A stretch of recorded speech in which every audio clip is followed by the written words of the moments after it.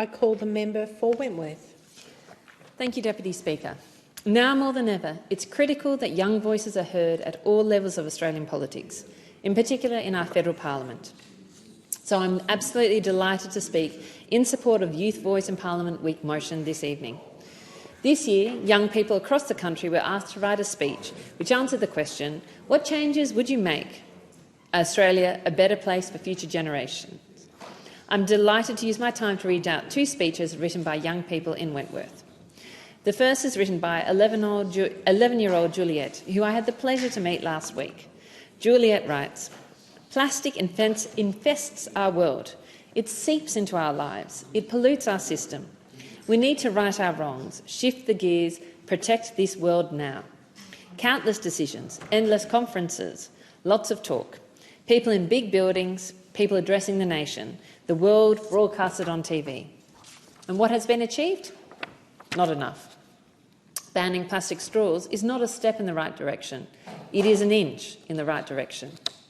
All those brains, all those meetings, all those salaries, and that is it? The people that believe that they are powerless have the most power at all, because a single person picking up a single piece of plastic changes the world. Why leave it as an option?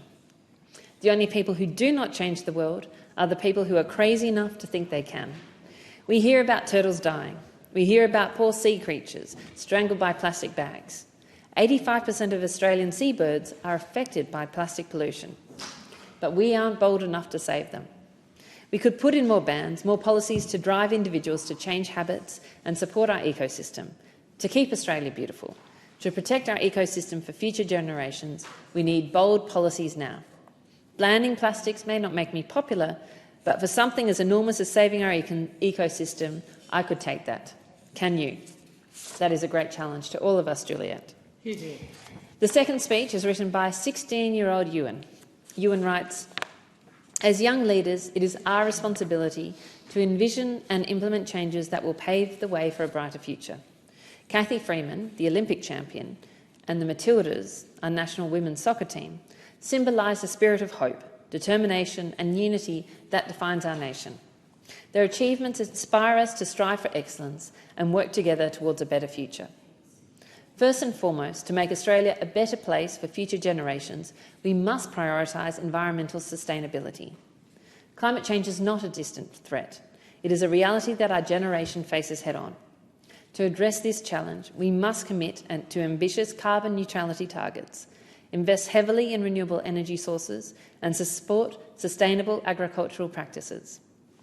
Inclusivity and equality are fundamental pillars of a better Australia for future generations. Let us foster an environment where diversity is celebrated, where discrimination is vehemently opposed, and where every young person's potential is nurtured regardless of who they are.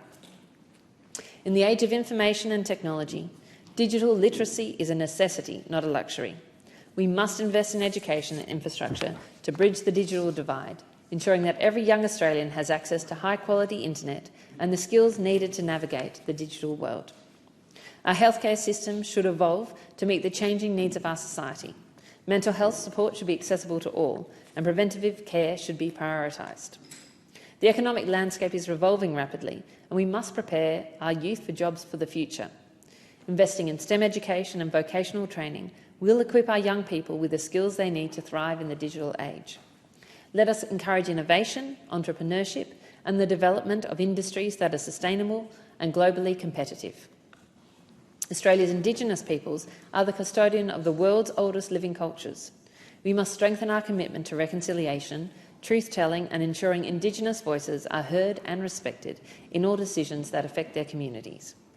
Let us be bold in our vision, courageous in our actions, and unwavering in our commitment to leaving a legacy of sustainability, inclusivity and prosperity for the generations that will inherit this great land." These are inspiring and thoughtful and thought-provoking words from Juliette and Ewan. And I reflect on this and say, often people say young people are the leaders of the future. And I think that Juliette and Ewan show us young people are the leaders right now. They can tell us, people in Parliament, what is important and continue to hold us to account as they should. And I'm grateful for it. Thank you.